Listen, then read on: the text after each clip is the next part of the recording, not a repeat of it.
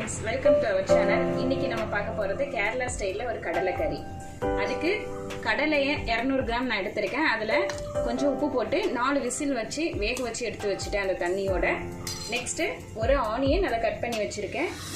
இதுக்கு நிறைய தக்காளி போட வேண்டாம், ரொம்ப புளிக்கும். அதனால நான் ஒரு அரை தக்காளி மட்டும் எடுத்து கட் பண்ணி வச்சிருக்கேன். இஞ்சி பூண்டு அதை அரைச்சி வச்சிருக்கேன். நெக்ஸ்ட் இதுல 2 ஸ்பூன் கோரியாண்டர் பவுடர் மல்லிப்பொடி எடுத்திருக்கேன். 1 ஸ்பூன் சில்லி பவுடரும் அரை ஸ்பூன் காஷ்மீரி சில்லியும் எடுத்து வச்சிருக்கேன். கொஞ்சம் கரம் மசாலா, கொஞ்சம் மஞ்சத்தூள். இதை இப்போ எப்படி செய்யலாம்னு பார்க்கலாம். ஃபர்ஸ்ட் பேனை வச்சு கொஞ்சம் சூடு பண்ணிக்கோங்க. அப்புறம் சிம்மில் வச்சிடுங்க. நம்ம இப்போ இந்த இருக்கிற மசாலா எல்லாத்தையும் நல்லா வறுக்க போறோம். எண்ணெய் இல்லாம இப்போ நம்ம இந்த மசாலா பவுடர் எல்லாத்தையும் சூடு பண்ணி எடுத்துக்கலாம். சிம்மில் வச்சு பண்ணுங்க, இல்லைன்னா கருகி போயிடும்.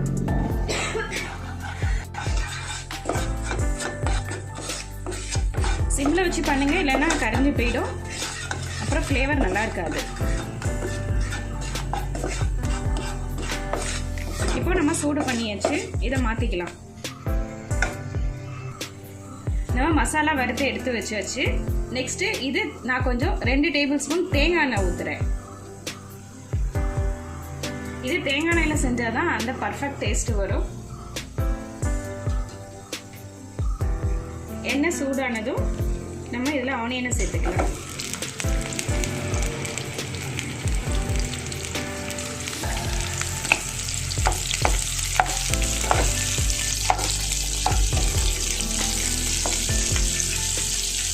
ஆனியனை கொஞ்சம் நல்லா வதக்கிக்கலாம்.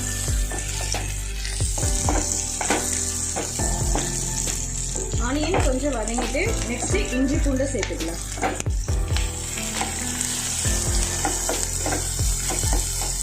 இதெல்லாம் நம்ம வதக்கி அரைக்க தான் போறோம். அதனால கொஞ்சம் ஓரளவுக்கு வதக்கினா போதும், ரொம்ப வதக்க வேண்டாம். நெக்ஸ்ட் தக்காளியும் சேர்த்துக்கிறேன். லைட்டா உப்பு சேர்த்துக்கலாம். கடலையிலையும் நம்ம உப்பு போட்டு வேக வச்சிருக்கோம், அதனால அதுக்கு தகுந்த போல நம்ம உப்பு போட்டுக்கணும்.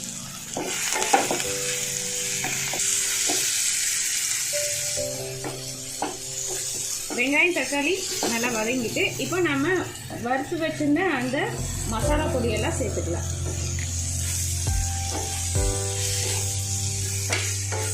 சும்மா ஒரு 2 நிமிஷம் சிம்ல வச்சு வதக்கிக்கோங்க.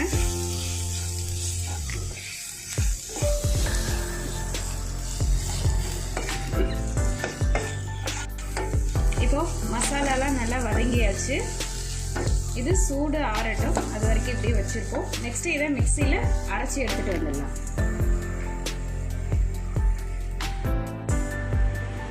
மசாலாவை அரைச்சி எடுத்தாச்சு. இப்போ இதை இந்த பேன்ல சேர்த்துக்கலாம்.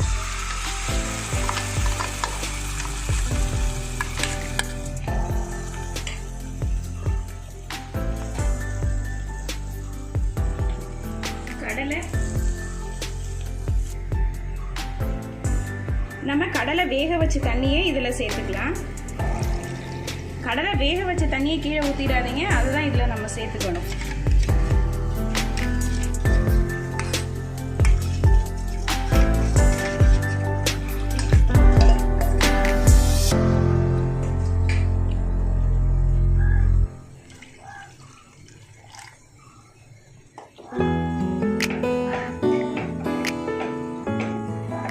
இந்த மசாலாவில் கடலை வேக வச்ச தண்ணி எடுத்து வச்சிருக்கோம்ல, அதுதான் இதுல சேர்த்துக்கணும். அந்த தண்ணியை கீழே ஊத்திடாதீங்க, அந்த தண்ணியை தான் இதுல சேர்த்திருக்கேன். இப்போ இது ஒரு 2 நிமிஷம் கொதிக்கட்டும். அப்புறம் நம்ம கடலையை இதுல சேர்த்துடலாம். இப்போ மசாலா நல்லா கொதிச்சிருச்சு. இந்த டைம்ல நம்ம வேக வச்சு எடுத்து வச்ச கடலையை சேர்த்துக்கலாம்.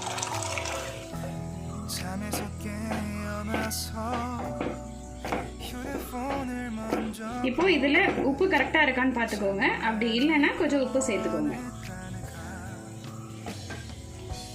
எனக்கு உப்பு கொஞ்சம் கம்மியா இருக்கு, நான் கொஞ்சம் உப்பு சேர்த்துக்கிறேன். ஒரு 2 நிமிஷம் கொதிக்கட்டும், மூடி வச்சிடலாம்.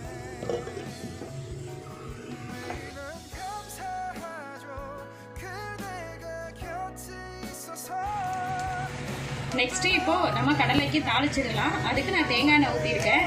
நீங்கள் தேங்காய் எண்ணெய் ஊற்றினா பர்ஃபெக்ட் ஃப்ளேவர் கிடைக்கும். அப்படி உங்கள்கிட்ட தேங்காய் எண்ணெய்னாலும் நீங்கள் நார்மலாக சமைக்கிற எண்ணெயை ஊற்றிக்கோங்க.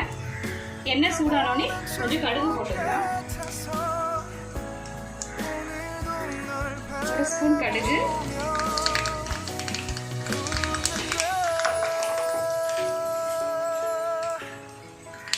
கடுகு நல்லா பொரிஞ்சோடனே 2 காஞ்ச மிளகாய், நெக்ஸ்ட் கருவேப்பிலை.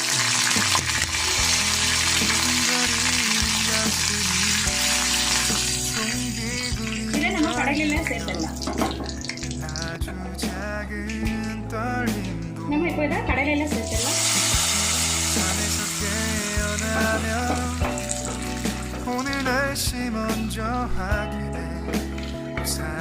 கடலை ரெடி.